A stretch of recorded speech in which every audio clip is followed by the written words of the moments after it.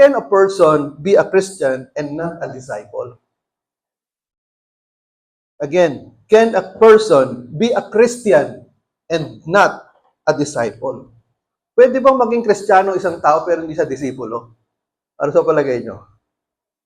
Pwede o hindi pwede? Okay. Mamaya po, masasagot niyo yung tanong nyo na yan. Now, in Mark chapter 8, verse 34, that is our key verse. Ang sabi dito, then he called the crowd to him along with his disciples and said, if anyone would come after me, he must deny himself, take up his cross, and follow me.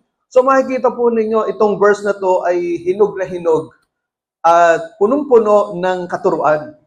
In fact, nakasummarize po dito sa verse 34, ano ba ang ibig sabihin ng pagiging disciple? Dahil ang sabi ng Panginoon, He called the crowd. If sinabing crowd, lahat ng klase ng tao, believers, unbelievers, na sumusunod kay Jesus. Kasi nga, Jesus became so popular kasi nga because of miracles, especially yung feeding of the 4,000, feeding of the 5,000, mga bulag na nakakakita, mga pilay nakakalangkad, mga pipi nakakapagsalita, mga bingi nakakarinig, patay na nabuhay. So definitely, Jesus became so popular. And people from all walks of life ay sumusunod kay Jesus. So, kaya ang ginawa niya dito, He called the crowd along with His disciples and said, if anyone would come after me, he must deny himself and take up his cross and follow me. So, Jesus was being transparent and honest to the people following Him. Na ano ba talaga ang ibig sabihin ng pagsunod sa akin? So, the call to true discipleship is in three aspects, no? Kaya 3D. Number 1, deny yourself. Ang sabi diyan ni Jesus, He must deny Himself. So, Jesus calls His followers to a life of self-denial. Putting aside personal desires and ambitions, prioritizing God's will over self-interest. Ano ba ibig sabihin nung He must deny Himself? Deny Himself. Tatanggihan mo ba yung sarili mo? Or ano ba ibig sabihin yan? Tatanggihan mo ba lahat ng kasiyahan sa buhay? Yung ba ibig sabihin nun? No. To deny oneself is to give up self-authority. Ibig sabihin, ipag sinabi mong deny yourself, tanggihan mo yung sarili mo, tanggihan mo yung pamamalakad sa sarili mo. Na hindi ikaw ang boss, hindi ikaw ang kapitan, hindi ikaw yung nasusunod sa buhay mo. So, a true disciple of Christ is no longer autonomous. Pag sinabi nating autonomous, di ba narinig na natin yung term na yan, autonomous Mindanao, autonomous ganito. So, independent, having the power to make his own decisions. Yun ang sabihin ng autonomous. But, he has become theonomous. Ay sabihin ng theonomous, theo means God, means governed by God, subject to God's authority. Ulitin ko ha, ano po ito? Magandang, italin nyo sa isip ninyo. A true Christian is no longer autonomous. Ibig sabihin, hindi na ikaw yung nagpapatakbo sa buhay mo. Hindi na ikaw yung nasusunod sa buhay mo. Kung hindi ikaw ay theonomos. Si Lord na, ang Diyos na, ang nasusunod sa buhay mo. Naintindihan po natin. That is the meaning of being a disciple of Christ. Okay? So, kaya, ang ibig sabihin po ni Jesus, Jesus was not talking about giving up your life, your job, your career, or your dream. Kasi iba sabi, ay naku, ayoko mag-born again. Kasi masisira yung pangarap ko. Hindi na ako makakapag-asawa, hindi na ako yayaman, hindi na ako magkahabahay, hindi na magkakakotse, hindi ako asenso. Kalukuhan po yan. Kasi ang gusto ng Panginoon, God wants us to be successful and prosperous. Naunahan po natin. In fact, my life verse is Matthew 6:33. Napakasimple po niyan. Ang sabi diyan na seek first the kingdom of God and His righteousness, and all these things will be added unto you. Ibig sabihin, kung uunahin mo pala ang Panginoon, uunahin mo ang paggawa ng katwiran na ayon sa kalooban ng Diyos, ang sabi diyan, lahat ng bagay idadagdag sa iyo. Naunawaan po natin. So, that is why self-denial doesn't mean that you will give up your life, give up your career, give up your money, give up your possessions, give up your dream. But he was talking about giving up the ultimate ownership of your life by making Him Lord and owner of your life. Yun po ibig sabihin nun. Okay? Pangalawa, daily cross-bearing. Sabi niya ni Jesus, taking up His cross. So what does the cross symbolize in the old days? Ano ba yung sabihin pagka naipako sa cross? Sa panahon natin ngayon, di ba, yung mga pendant, ginagawang cross, di ba? Talagang, ano pa yan, pakintapan, palakihan pa, pagka yung cross, di ba? Pero noong unang panahon, abay, pagka nagsabi ka ng cross sa dibdib mo, ibig sabihin, ikaw ay isang kriminal. Tanda ng isang kriminal, yung paglalagay ng cross o kasi nga noong unang panahon the cross means suffering. Kasi ito yung torture ng mga Roman soldiers sa mga kriminal. Naunawaan po natin. It also means shame. Ibig sabihin, kapag ikaw ipapako sa krus, yung krus, na halimbawa, ganyang kalaki o mas malaki pa dyan, bubuhatin mo yan, ipaparada mo yan mula sa kulungan hanggang doon sa bundok kung saan ka ipapako. Siyempre, sobrang kahihiyan. Naunawaan po ninyo. It's shame. Now, pangatlo, it means submission, pagsunod. It means submission to a higher authority. Yung mga ipapako sa krus, ibig sabihin, sila ay sumunod, nagpasakop sa Roman authority. Kasi nga, mga kriminal sila. So, it means submission. And it means sacrifice. Sakripisyo. Ibig sabihin po, si Kristo ay nagsakripisyo, ipinako siya sa krus kahit wala siyang kasalanan na ginawa dahil inako niya lahat ng kasalanan ng buong mundo. Naunahan po natin. That's the reason why Jesus was crucified on the cross because He carried all the sins of the world. Naunahan po natin. Now, bakit sinabi ni Jesus, if you want to follow me, you must take up your cross. Ibig sabihin po nito, mga kapatid, handa tayo na magsakripisyo sa pagsunod natin sa kalooban ng Diyos. Naunahan po natin. Handa tayo na mapahiya. Handa tayo na mawalan ng kahihiyan sa pagsunod natin sa Panginoon. Okay? Handa tayong sumunod sa authority ng Diyos sa buhay natin. Handa tayong magsakripisyo sa pagsunod natin sa kalooban ng Diyos. Yun ang ibig sabihin noong take up His cross. Naunawaan po natin. Ang nakakalungkot dito, maraming mga Christians na ipinagpapalit si Lord sa labada. Ipinagpapalit si Lord sa pamamalengke, sa paglilinis ng bahay, sa paglalaba. Ipinagpapalit si Lord sa mga barkada, ipinagpapalit si Lord sa birthday, sa binyagan, sa outing, sa inuman, at kung ano-ano pa. Naunuhan po ninyo. So, nasaan na yung taking up your cross? Saan na napunta yun? Naunuhan po ninyo. Kaya napakalinaw dito If you want to follow me, you must take up your cross. Handa ka bang magsakripisyo sa pagsunod sa Panginoon? Ang pagiging Christian po, mga kapatid, hindi lang ito yung kumakanta tayo, umaawit, sumasayaw, tumatalon, tawanan, palakpakan. Hindi lang po yon. Makikita nyo sa church natin, yung siguro yung mga bisita natin, ano ba yan? Rock and roll pala dito sa simbahan na to. Siyempre, ang worship service, hindi ito funeral service. Pag sinabi nating worship service, ito'y masaya. Kung babasahin niyo po ang Lumang Tipan, grabing mag-worship ang Israel. Talagang dumadagundong ang lupa. Talagang parang nagkakaroon ng earthquake ng Old Testament kapag nag-worship ang Israel. Yung ginawa natin kanina, mild pa yon, mild. Kung ikukumpara sa worship ng Israel sa Old Testament. Pero, hindi lang yon ang pagiging Christian, mga kapatid. Hindi lang yon. It means also submission, sacrifice, shame, and suffering. May papakita ko sa inyong video dito.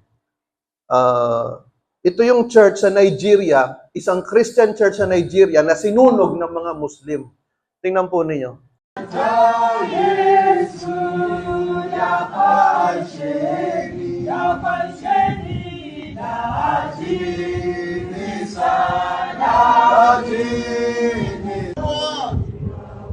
We praise your name. Jesus Christ to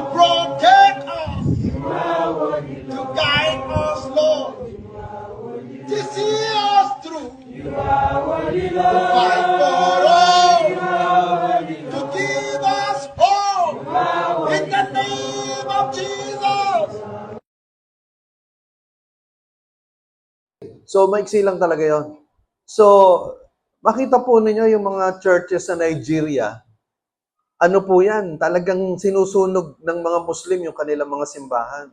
At nabalitaan pa nga ako a few years ago, sa India naman, sa Orissa, sinusunog yung simbahan, nandun sa loob yung mga Christians.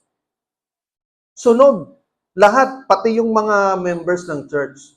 I-google po ninyo, persecution in Orissa, India.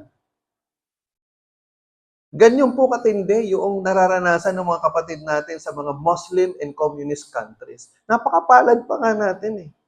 Kaya ako nalulungkot ako dun sa ibang mga Christians na ang sisimple ng mga dahilan, hindi nakakatin ng church.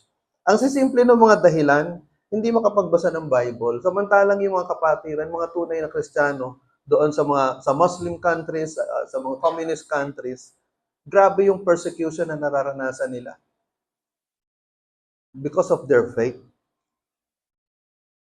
Pangatlo, ang sabi ni Jesus, follow me. So, devotion in following Jesus.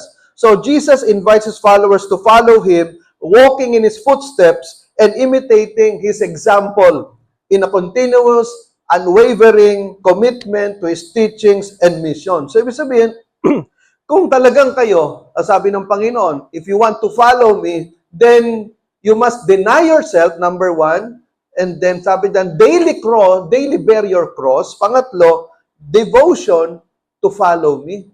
So, ibig sabihin, pagiging deboto, mga kapatid, naunawaan po natin, yung bang susunod ka sa pinag-uutos ng Panginoon, you will walk according to the footsteps of the Lord Jesus Christ. It is to follow the Lord, not the world. Naunawaan po ninyo. Mga kapatid, sino dito nanonood ng K-drama? Uy, ayaw umamin. No? Okay, sino dito may mga hinahangaan ng mga K-pop? Uy, ayaw umamin. Mga artista na lang, mga artista, may mga hinahangaan mga artista. Meron, di ba? Mga kapatid, listen, hindi po masama na humanga diyan sa mga artista, hindi masama na humanga diyan sa mga sa mga singers, sa mga K-pop. Pero ang problema niyan, kapag yung paghanga natin napupunta sa pag-idolize. Ibig sabihin yung bang ipinapattern na natin ang buhay natin dito sa mga taong ito na ina-idolize natin. Pati yung itsura mo, pati yung pananalita mo, pati yung mga hilig ng mga ina-idolize mo, yun na rin ang ginagawa mo. Naunawaan po natin. So, that means you are not following the Lord, but you are following the world. Ang sabi dito, you follow me. You follow the Lord, not the world. Ako, halimbawa, nanonood ako, mahilig ako manood ng mga movies. Hinahangaan ko yung mga artista. Pero hindi ko ipinapattern ang buhay ko sa kanila na para bang kapag hindi ko napanood yung mga pelikula para bang kulang ang buhay ko. Eto mag-experiment kayo. Kaya nyo ba 1 week hindi magbukas ng TV? Kaya nyo 1 week hindi magbukas ng Netflix? Kaya nyo 1 week hindi manood ng K-drama? Pastor, iba na lang, wag naman yan. Ang bigat namang pagsubok niyan. Kasi diyan mo malalaman talaga kung sino ang sinusundan mo. Naunawaan po natin, it is to follow the Lord, not the world. So, the key to following Jesus is on verses 35 to 37. Basahin po natin. Verse 35, 1, 2, 3. For whoever wants to save his life will lose it. But whoever loses his life for me and for the gospel will save it. What good is it for a man to gain the whole world, yet forfeit his soul? Or what can a man give in exchange for his soul? So tingnan po ninyo. Ang sabi dito, for whoever wants to save his life will lose. Sa Tagalog, sino mang nagnanais na angkinin yung kanyang buhay, ligtas yung kanyang buhay, ay mawawalan nito. Subalit, ang sino man na nawalan ng buhay para sa akin, at sa Ebanghelyo ay magkakaroon nito. Nakuha po ninyo. So, listen to this, no? It is between saving your life and losing your life. So ito yung parang tawag dito, hindi ko alam sa Tagalog ng paradox eh. Pero yung bang tipong parang kabaligtaran nung katotohanan na hindi mo maipaliwanag. So this is a paradox na kung sino man ang naghahanap ng kanyang buhay, mawawala nito. O tingnan nyo, ano kaya ibig sabihin ni Lord noon? Subalit kung sino man ang nawala ng buhay para sa akin at sa Ebanghelyo ay makakasumpong nito. Ano kaya ibig sabihin nun? So, hatiin po natin. Una, for whoever wants to save his life will lose it. Ano ibig sabihin nito? It highlights the futility or the, sabihin natin, kawalang kwenta, no, of prioritizing worldly gains and self-preservation over spiritual and eternal matters. So, ibig sabihin, worldliness, materialism, greediness. Ano ba yung worldliness? Pagiging makamundo, materialistiko. And then greediness, yung bang kasakiman. So ito yung mga bagay na hinahanap ng maraming tao. Marami pong tao nabubuhay sa pera, nabubuhay sa paghahanap ng salapi, nabubuhay sa, ang buhay nila umiikot sa trabaho, sa business, umiikot sa mga pangarap. So, ang sabi ng Panginoon, kapag kaganyan, dyan nabubuhay, dyan umiikot ang buhay mo, sa business mo, sa trabaho mo, sa pamilya mo, sa pangarap mo, ang sabi ng Panginoon, mawawalan ka ng buhay. Pero, ang sabi ng Panginoon, but whoever loses his life for me and for the gospel will save it. That means that if we give top priority to our relationship with Jesus and the spreading of the gospel, then we will find our lives. Ulitin ko po mga kapatid, gusto mong matagpuan ang tunay na kahulugan ng buhay. Ibig sabihin yan, mabuhay ka para sa Panginoon at para sa pagbabahagi ng kanyang ebanghelyo. Yun ang sabi ng Panginoon, but whoever loses his life for me and for the gospel will save it. So, it emphasizes the value of self-sacrifice, serving God, and dedication to live for the purpose of God in your life. So, ang tanong, do you know the purpose of your life? Alam mo ba yung layunin ng buhay mo? Pag tinanong kita ngayon, one-on-one, bago kayo umuwi, alam mo ba yung purpose ng buhay mo? Alam mo ba ang layunin ng buhay mo? Alam nyo ito, tandaan nyo ito. People who do not have peace of mind do not know the purpose of their lives. Sa tinagal-tagal ko ng pagpapastor, almost 40 years, alam nyo, laging pagka tinanong ko, ano bang prayer request mo? Pastor, ano po? Peace of mind. Alam nyo kung ang peace of mind, kung kaya ko lang magbenta ng peace of mind, milyonaryo na ako eh. Napakaraming tao walang peace of mind. And the reason why they do not have peace of mind is because they do not know the purpose of their lives. Ano ba ang purpose ng buhay? Sasabihin ko po sa inyo kung anong purpose natin. Hindi ba ang Diyos ang lumikha sa atin? Naunawaan po ninyo? Pastor, nilikha ako ng nanay at tatay ko. Oo nga. Pero kung hindi sa Diyos, hindi ka lalabas. Yung sperm cell at yung egg cell ng nanay at tatay mo, hindi magkikita yan. Sa milyon-milyon na mga sperm cells, no? At egg cells, at sperm cell pala, hindi matatagpuan yung egg cell ng nanay mo, hindi magmi-meet yan kung hindi niloob ng Diyos. So, ibig sabihin, ang Diyos pa rin ang may dahilan, kaya ka narito ngayon. So, hindi ba, kapag ka may kotse ka, at sira yung kotse mo, saan mo dadalhin? Sa mercury drug? Saan? Sa mekaniko, di ba? Pag may sakit ka, saan ka pupunta? Sa talyer? Hindi ba sa drugstore? Naunawaan po ninyo? Pero tayo, pag wala tayong peace of mind, saan tayo pupunta? Sa sinihan? Sa barkada? Ang Diyos ang lumikha sa atin eh. Di pumalik ka sa Diyos. Maraming tao, walang kapayapaan. Pero, kung gusto mo ng kapayapaan, lumapit ka sa lumikha sa'yo. And that is God.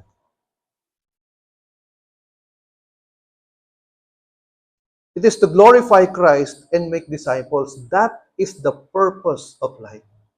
That is the grandest, the highest purpose of life. To glorify Christ and make disciples. Kasi sabi ni Jesus, but whoever loses his life for me and for the gospel will save it. So, it means to glorify Christ in whatever you do. Kung ikaw ay teacher, glorify Christ sa iyong pagtuturo. Kung ikaw ay empleyado, you glorify Christ sa iyong trabaho. If you are a student, glorify Christ sa iyong pag-aaral. If you are a housewife, glorify Christ sa pagiging housewife. Kung ano man ang ginagawa mo sa buhay, ano man ang trabaho mo sa buhay, you glorify Christ in whatever you do. And then, do what you can to share the gospel. Naunawaan po ninyo? Who is Jesus to you? Bakit kailangan nating i-glorify si Christ? Bakit kailangan sumunod tayo kay Christ? Sino ba to? Sino ba siya?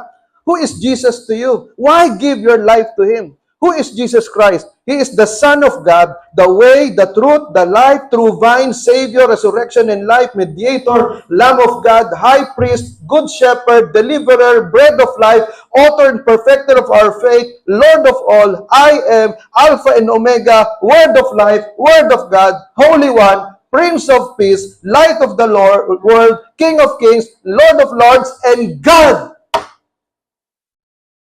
That is why you need to surrender your life to Jesus Christ.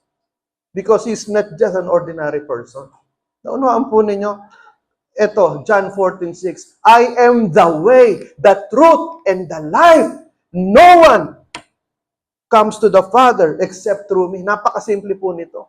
Ano po ibig sabihin nito? Maraming iba sabihin, kayong mga Christian, kayong mga born again, napaka-narrow-minded ninyo. Meron na isang co-faculty sa MCU na kaya siya nag-backslide kasi hindi niya matanggap tong verse na to. Hindi niya matanggap tong verse na to. Pero siya, lumaki siya sa isang Christian school. Nakagraduate sa isang Christian school. Pero kaya siya nag-backslide, tumalikod, ayaw na niya maging Christian. Kasi hindi niya daw matanggap itong verse na to, John 14:6, I am the way, the truth, and the life. No one comes to the Father. Sabi ko sa kanya, nung nag-usap kami, tama lang naman. Di ba? Jesus died on the cross for us. Meron bang ibang way? Kung merong ibang way to go to heaven, why do you think Jesus needed to die on the cross? Naintindihan niyo ba? Kung pwede pala tayong magpakabait na lang, kung pwede pala tayong mag-donate na lang ng 1 million sa church, kung pwede palang lumakad na lang tayo ng paluhod mula doon sa Quiapo, papunta sa bahay natin o balikan ng 1 linggo, makakarating tayo sa langit. Bakit kailangan mamatay pa ni Kristo sa krus? Bakit kailangan magdusa pa ni Jesus? Naunawaan po ninyo? If there is another way. Kaya lang napakalaki kasi ng utang natin, sa kasalanan natin, napakalaki ng utang natin sa Diyos, na siya lang ang kayang magbayad. Kaya ibinayad ni Kristo yung kanyang katawan, yung kanyang pagka-Diyos, nagkatawang tao, namatay doon sa krus para bayaran ang utang ng sanlibutan. And that is the reason why. Ang sabi ni Jesus, I am the way. There is no other way. I am the truth. I am the embodiment of truth. Kung gusto nyo malaman ang katotohanan ng buhay, lumapit kayo sa akin. Dahil marami sa atin nabubuhay sa kasinungalingan. Akala natin tama, mali pala. Pero huli na nung nalaman natin na kasinungalingan pala yung alam natin. Maraming tao manluloko. Maraming tao sinungaling. Kaya nga, ang sabi sa Revelation 21 verse 8, all liars will go to hell. So sabi ni Jesus, I am the truth. I am the life. Kung gusto niyo maranasan yung tunay na buhay, lumapit kayo sa akin. Because I am the source of true life. Kung wala kayo sa akin, yung buhay na kinakabuhay mo, kunwari lang yan.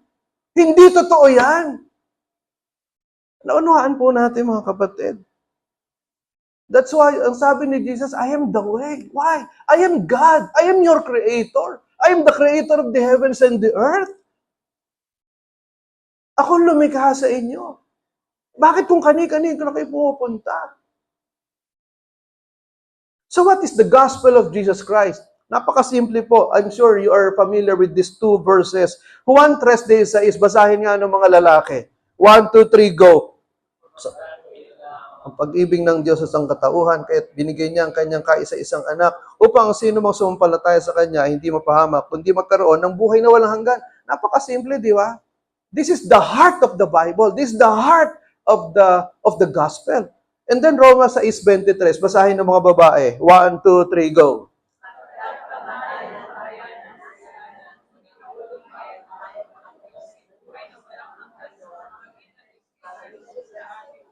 Tingnan nyo, kamatayan ng kabayaran ng kasalanan. Anong klaseng kamatayan yan? Physical death, kaya tayo namamatay kasi meron tayong kasalanan.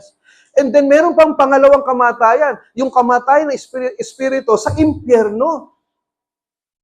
Na sa huling panahon, yung ating kaluluwa, yung ating espiritu at katawan, magsasama yan, lahat ng mga namatay, mabubuhay layong lahat, and then yung mga sa impyerno pupunta, didiretso doon, yung mga anak ng Diyos, pupunta sa langit.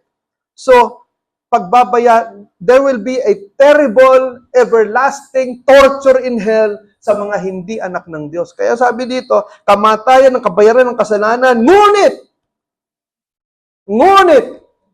ang walang bayad na kaloob ng Diyos ay buhay na walang hanggan sa pamamagitan ni Jesucristo na ating Panginoon. Ang buhay na walang hanggan hindi matatagpuan sa relihiyon. Hindi ito matatagpuan sa pagiging mabait o mabuti o sa mga indulhensya o sa mga donasyon. Ito ay matatagpuan kay Kristo. Kung ikaw ay nagkaroon ka ng personal na relasyon kay Kristo sa pamamagitan ng pagsusuko ng buhay sa Kanya at pagsisisi ng kasalanan, ang ibig sabihin niyan, bibigyan ka ng Panginoon ng buhay na walang hanggan. That is the gospel of Jesus Christ. Naunahan po natin. So, ito yung warning. There's a strong warning for those who will reject the call of Jesus to discipleship. So, ang sabi doon sa Marcos 8:36-38 na binasa natin, basahin natin uli. 1, 2, 3, go. Ng isang tao, makamtan man niya ang buong daigdig, ngunit mapapahamak naman ang kanyang sarili. Ano ba ang may babayad ng isang tao para mabawi niya ang kanyang buhay? Kapag ikinahiya ninyo ako at ang aking mga salita sa harap ng mga taksil at makasalanan ng mga tao sa panahong ito, ikakahiya rin kayo ng anak ng tao. Kilang kapangyarihan ng kanyang ama at kasama ang mga banal na anghel. Tingnan po ninyo, noong una sabi ni Jesus, if you want to follow me, deny yourself, bear your cross, carry your cross, and then you follow me. Pero ito yung warning. If you will not follow me, ang sabi ng Panginoon, ito ang mapapala ninyo. Ito ang mangyayari sa inyo. So, a man may be rich materially, but very poor spiritually. You may be accepted by the world, but rejected by the Lord. Naunahan po natin.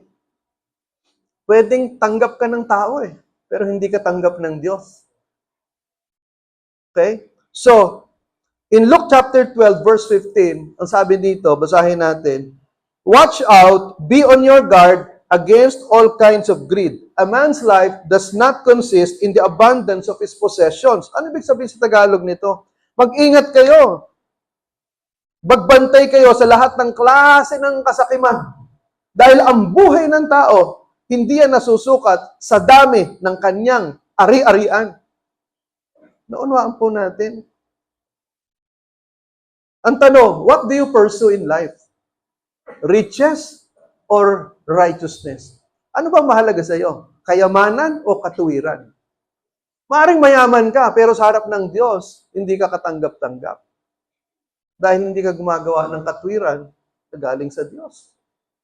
Ang sabi sa unang Timoteo 6:10-11 in English, basahin po natin, for the love of money is a root of all kinds of evil. Some people, eager for money, have wandered from the faith and pierced themselves with many grips. But you, man of God, flee from all this and pursue righteousness, godliness, faith, love, endurance, and gentleness. So tingnan po ninyo, the love of money is a root of all kinds of evil. Hindi sinabing money itself, but the love of money, yung pagmamahal sa pera. At ang sabi dito, but you, man of God, pursue. Ano sa Tagalog ng pursue? Habulin mo ang katuwiran, ang kabanalan, pananampalataya, pag-ibig, pagtitiis, at kaamuan. Yan ang sinasabi ng Panginoon sa atin. So, your pursuit will determine your destiny. Ano bang hinahabol mo sa buhay? Hindi masamang yumaman. Pero kung ang buhay mo umiikot sa pera, umiikot sa pagpapayaman, umiikot sa pangarap mo na wala na ang Diyos sa sentro ng buhay mo, then your pursuit will determine your destiny. Ang sabi doon sa verse 38, if anyone is ashamed of me and my words in this adulterous and sinful generation, the Son of Man will be ashamed of him when he comes in his Father's glory with the holy angels. Sabi, sino man ikinakahiya ako? Okay? Kung sino man na ikinakahiya ako at ang aking mga salita dito sa makasalanang mundo na ito, kapag dumating ang anak ng tao, the second coming of Jesus Christ, ikakahiya din kayo. Yun ang sabi ng Panginoon dito. Okay? So, ano ba sabihin ng ashamed? Kahihiya. So, kahihiyan. It means to reject Jesus and His words. It is to be identified with the world in your speech, thoughts, and actions. Sabihin, ikinakahiya mo si Lord. Ikinakahiya mo ang Panginoon sa mga kaibigan mo. Ikinakahiya mo mag-invite ng mga kaibigan at kamag-anak mo sa church. Ikinakahiya mo na mag-share ng gospel. Tandaan natin, kung tayo talaga, listen to this, Ito po, dito ako nasasaktan eh. Maraming anak ng Diyos, they are not proud of being a Christian. Why? It is because they do not know the true meaning of salvation. Hindi nila alam kung saan talaga sila hinango ng Panginoon. Tandaan niyo po ito mga kapatid. I hope maunawaan niyo yung gusto kong sabihin. Kung ikaw, alam mo, na hinango ka ng Diyos sa impyerno, na habang panahon ka doon habang panahon kang parurusahan doon, pero iniligtas ka ng Diyos. Bakit hindi ka proud sa pagiging anak mo ng Diyos? Bakit ikinahihiya mo si Christ na lagligtas sa'yo mula sa impyerno? Halimbawa na lang na ikaw, ikukulong ka for life, pero merong taong sumalba sa'yo. Binayaran, siguro nagbayad ng 10 milyon para hindi ka makulong. O kaya sabihin natin na itong taong ito ang pumalit sa'yo sa kulungan. Hindi mo ba ipagmamalaki itong taong ito na tumulong sa'yo? Naunawaan po ninyo? Marami sa atin, mga ingrato. Maraming Kristiyano, mga ingrato. Walang pagmamahal sa Diyos. Kasi hindi nila maunawaan, saan ba sila iniligtas ng Diyos? Naunawaan po natin mga kapatid. Maraming ingrato na mga Kristiyano. So that's why, sabi ni Jesus, if you're ashamed of me, I will be ashamed of you. Ang sabi sa Romans 1:16, I am not ashamed of the gospel because it is the power of God for the salvation of everyone who believes. Sabi ni Apostol Pablo, hindi ko kinakahiya ang ebanghelyo dahil ito ang kapangyarihan ng Diyos sa ikaliligtas ng lahat ng mananampalataya. Alam po ninyo, marami sa atin dito, we take for granted the Bible. Alam nyo ba, lagi ko sinasabi, more than 100 times, you can read one chapter in the Bible for just 7 minutes a day. 7 minutes, one chapter. Ang tanong, why is it that many Christians do not read the Bible every day? One chapter is just 7 minutes. Ilang oras kang nagtatrabaho? Ilang oras kang nanonood ng TV? Ilang oras kang nagpe-Facebook, nag-Google, Reels, TikTok? 7 minutes, wala ka? Now, let me tell you, William Tyndale, the translator of the Greek Bible to English. Alam nyo ba, si William Tyndale, siya ay sinunog ng buhay noong October 6, 1536, dahil translate niya yung Greek Bible into English. Dahil ang sabi ng Pope, yung Papa, nung panahon na yon, bawal i-translate sa English ang Bible. Ang pwede lang magbasa niyan, yung mga pare. That's why, sinunog si William Tyndale. Pero habang sinusunog si William Tyndale, sabi niya, Lord, Open the eyes of the King of England. Alam nyo, after 3 years, sinagot ng Diyos yung panalangin ni William Tyndale. Si King Henry VIII. Natauhan si King Henry VIII. Ang sabi niya, I want you to translate the Bible into English. That's why, in 1611, King James Version was born. At ang King James Version became the mother of all English translations of the Bible. At doon din nagsimula, the mother of the Filipino Bible. All translations, all dialects, the mother was the King James Version. Ngayon, gaano kahalaga sa iyo ang salita ng Diyos? Hindi mo alam, buhay ang puhunan nito para lang ma-translate sa lingwaheng naiintindihan natin. Balikan ko yung tanong ko kanina. Can a person be a Christian and not a disciple? Kung naintindihan niyo yung sermon ko, masasagot niyo yung tanong na yan. Can a person be a Christian and not a disciple? So how to be a disciple of Christ? Very short. Una, admit you are a sinner and repent from the heart. No repentance, no forgiveness. Aminin mo, makasalanan ka.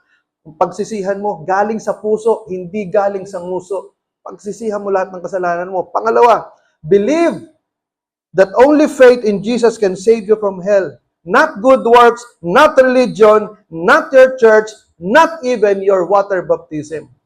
But faith in the Lord Jesus Christ. Pangatlo, confess with your mouth, coming from the heart, that Jesus is your Lord. Banggitin mo, bigkasin mo, Jesus, you are my Lord, coming from the heart. And then, letter D, deny yourself, daily bear your cross, devote your life to following the commands of Jesus. Make Jesus the center of your life. Mga kapatid, I hope that this morning, all of you will surrender your life to Jesus Christ. Make Him the center of your life. Let us pray. Dalangin ko po lahat ng naririto. I pray, God, that you will move in our hearts, in our mind, in our soul, in our spirit, at naunawaan namin ang mensahe. To be a true disciple. Because if you are not a disciple, then we are not true believers. We are not true Christians. Dalangin ko, Panginoon, lahat ng naririto na walang katiyakan ng kaligtasan, na hindi nila alam, hindi sila sigurado kung sila ay tunay na mga anak ng Diyos. I pray, God, that you will speak to them, O Lord. Huwag mo pong hayaang matapos ang araw na ito, Panginoon, na hindi po nakakapagsuko ng buhay sa iyo. Kung sino man ang naririto, na walang katiyakan ng kaligtasan, dalangin ko, Panginoon, mangusap ka po sa kanyang puso at isip. Ang mensaheng ito ay huwag mawala sa kanyang isip at puso hanggang siya'y magsuko ng buhay sa iyo. Salamat po, Panginoon. I pray that, Lord, I pray, God, that you will keep on reminding all those who came today about the message of true discipleship. Salamat po, Panginoon. This is our prayer in Jesus' name. Amen.